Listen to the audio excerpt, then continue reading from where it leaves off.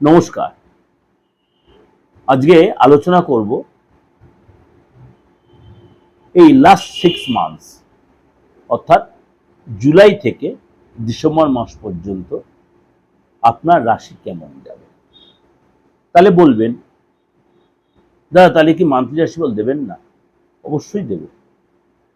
Monthly রাশিফলও Dev, 10 to 10ও দেব, আবার আপনার সাপ্তাহিক রাশিফলও দেব। চেষ্টা করব দৈনন্দিন রাশিফলটা কন্টিনিউ করা। তাহলে এইটা দিচ্ছি কেন? আপনি অনেক বিফোর টাইমে আগামী দিনগুলো কতটা আপনি ভালো বা কতটা আপনি টাফের সম্মুখীন হবে কিছুটা আপনার সম্যক ধারণা। তাহলে মাসিক রাশিফলের মতো অতটা ক্লিয়ারিটি পাবেন না, একটু কম পাবেন, কিন্তু তা আপনি পাবেন।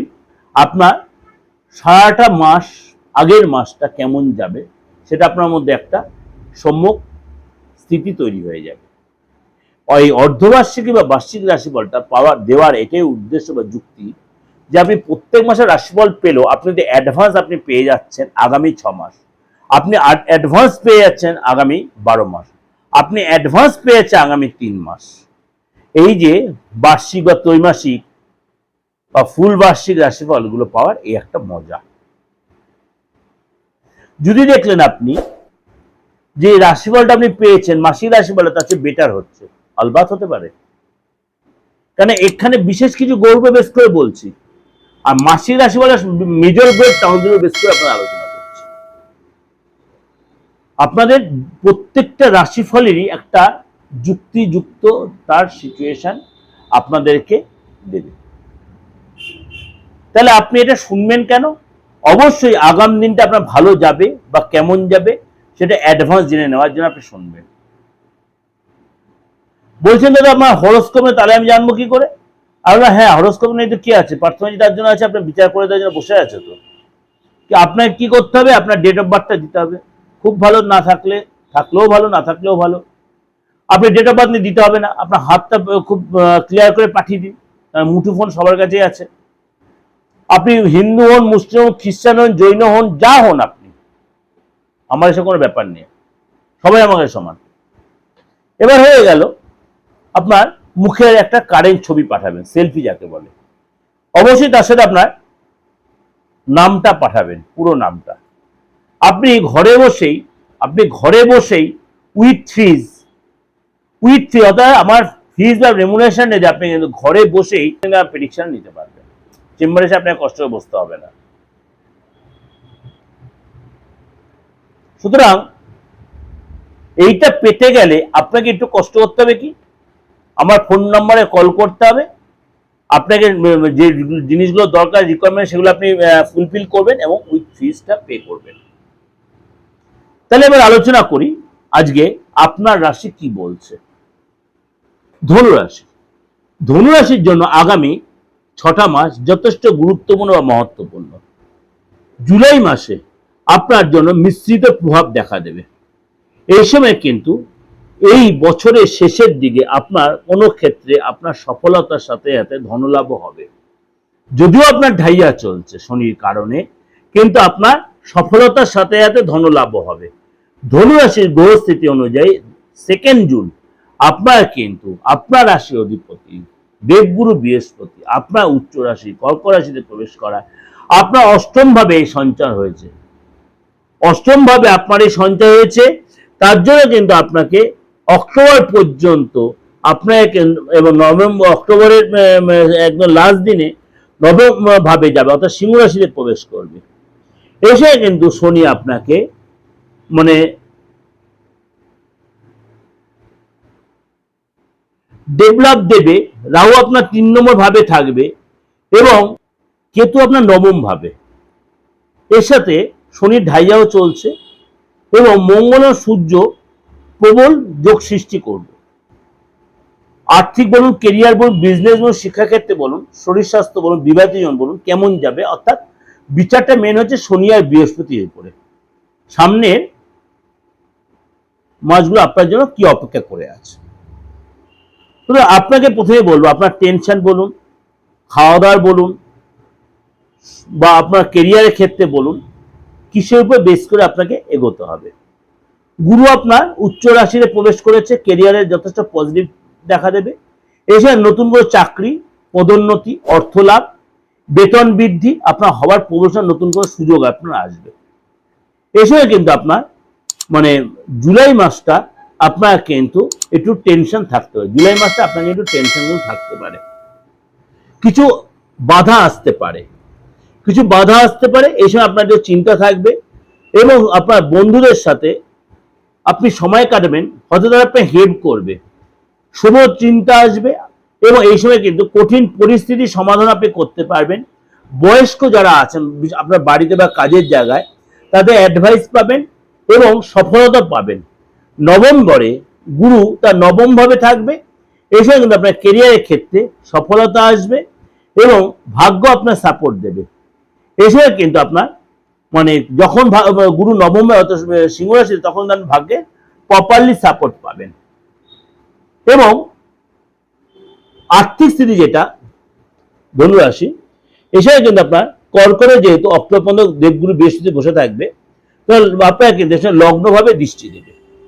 এছাড়া কিন্তু আপনার হঠাৎ কোনো ধনের হবে, আয় বাড়বে এবং প্রপার্টি, বাহন এইসবের সুখ সুবিধা প্রাপ্ত হবে এবং আপনার আটকে থাকা অর্থ ফেরত পাওয়ার সম্ভাবনা, বিদেশ থেকে লাভ, ব্যবসা থেকে লাভ হবে, শনির ঢাইয়া কাটবে, প্রপার্টি লাভ হবে, ভূমি কেনার সুযোগ আসবে, গাড়ি মানে গাড়ির সুখ বা গাড়ি আপনি কিনবেন।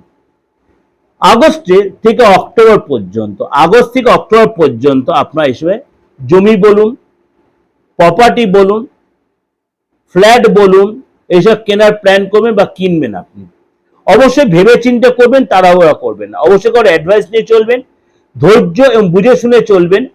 লোকসান থেকে বাঁচার জন্য অবশ্যই আপনাকে কিন্তু কারোর অ্যাডভাইস নিয়ে চলে ভালো হবে। মানসিক শান্তি অবশ্যই তাহলে আপনি পাবেন। ব্যবসার জায়গাটা বলি, দেবগুরু বৃহস্পতি অক্টোবর পর্যন্ত কর্কট রাশিতে থাকার জন্য ব্যবসার ক্ষেত্রে কিন্তু আপনারা অনেক বেশি লাভবান হবেন। বিদেশে ব্যবসার জায়গা তৈরি হবে, আপনি যদি এক্সপোর্টের ব্যবসা করেন তাহলে আপনার লাভবান হবেন। এবং সেকেন্ড জুনের পরে আপনার কিন্তু অষ্টম ভাবে যে দেবগুরু বৃহস্পতি থাকছে, এই সময় কিন্তু আপনার মানে লোকসান হবে না, সেখান থেকে আপনি নিজে গাইড পাবে বা আপনার ইন্টারেস্ট বলে দেবে, আপনি লোকসান হাতে আপনি বেঁচে আসতে পারবেন। এই সময় কিন্তু ব্যবসায় কিন্তু আপনার সুযোগ সুবিধা আসবে, বিদেশে যাওয়ার সুযোগ আসবে বা আপনার ব্যবসাতে একাধিকবার আপনার ট্রাভেল করতে হবে, বিশেষ কোনো ফল প্রাপ্তি হবে। রাহুর কারণে আপনার ডিজিটাল ব্যবসা অর্থাৎ অনলাইন ব্যবসা করবেন, সোশ্যাল মিডিয়ায় ব্যবসা করবেন, অনলাইন ব্যবসা করবেন, এইসবগুলো কিন্তু আপনার ডেভেলপ হবে এবং এইসব কিন্তু বিজনেসে নতুন কোনো ওয়ে আপনার খুলবে। অক্টোবরের পরে দেবগুরু বৃহস্পতি সিংহ রাশিতে প্রবেশ করবে, তখন কিন্তু আপনার ব্যবসায় কিন্তু উন্নতি হবে, পরিবর্তন লক্ষ্য করা যাবে। এছাড়া কিন্তু আপনার রণনীতি স্থির করতে হবে এবং আপনি ডিসিশন সাবধানে নিতে পারবেন, সেটা আপনার লাভবান, ভাগ্যের সাপোর্ট পাবেন, আটকে থাকা অর্থ, আটকে থাকা ভাগ্য আপনার সাপোর্ট দেবে, জীবনে আপনার প্রগতি লাভ হবে। শিক্ষাক্ষেত্রে মঙ্গলের অধিক প্রভাবের জন্য আপনি কিন্তু ডেভেলপ পাবেন। 18 সেপ্টেম্বর থেকে 12 নভেম্বর পর্যন্ত আপনার কিন্তু মঙ্গলদেব নিচ অবস্থায় মানে অর্থাৎ অষ্টম ভাবে থাকবে। এছাড়া কিন্তু শিক্ষাক্ষেত্রে আপনার একটু নেগেটিভ সিচুয়েশন তৈরি হবে। দেবগুরু বৃহস্পতি আপনার অষ্টম ভাবে থাকবে, আপনার দ্বারা কিন্তু এসব পরিশ্রম করতে হবে, পরিশ্রমের ফল পেতে গেলে আপনার অনেক বেশি পরিশ্রম হতে হবে, নেগেটিভ চিন্তা মাথায় বের করতে হবে। যারা স্টুডেন্ট আছেন তাদেরকে কিন্তু পরিশ্রম করতে হবে, অনেক সময় ফল পেতে অসুবিধা হতে পারে। এসব কিন্তু আপনার ভালো ডেভেলপ করার জন্য আপনাকে কিন্তু অনেক বেশি পরিশ্রম হতে হবে। এবং বুধের শিক্ষাক্ষেত্রে আপনার কিন্তু যথেষ্ট প্রভাব বিস্তার করে বুধ আপনার বিবাহিত জীবনের পারিবারিক জীবন।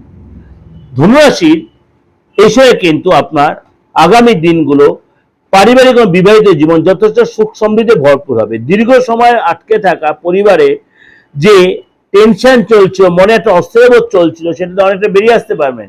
বিরোধীরা আপনার টেনশন বাড়াতে পারে, বিরোধীরা আপনার সাথে শত্রুতামি করতে পারে। এই সময় কিন্তু ঘরের পরিবেশ ঠান্ডা রাখবেন, শান্তির বাতাবরণ রাখবেন।